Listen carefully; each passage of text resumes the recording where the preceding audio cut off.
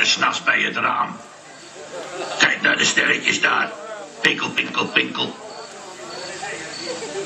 Maar, weet je waar ik nou het allermeest van hou? De maan. Zo groot en rond en... Weet je waar ik steeds aan denken moet? Een heel groot, goudgeel, lekker cookie.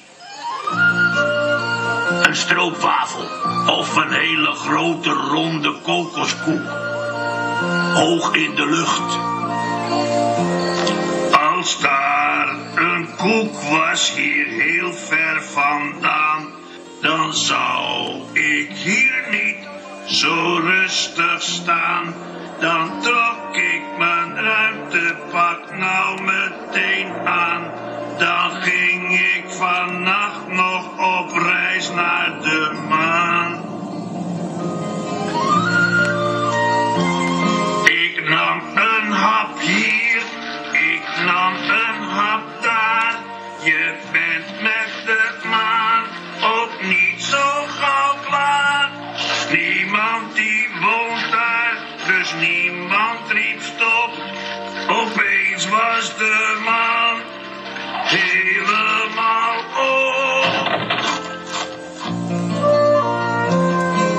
Hé, wie doet het licht uit? Oh, ik weet al wat er is. De maan is op en nou kan er ook niks schijnen. Wanneer de maan op was, zou ik hier niet staan. En moest er bij mij 's nachts een bedlampje aan. Hij zou nooit meer schijnen, ook met Sinterklaas.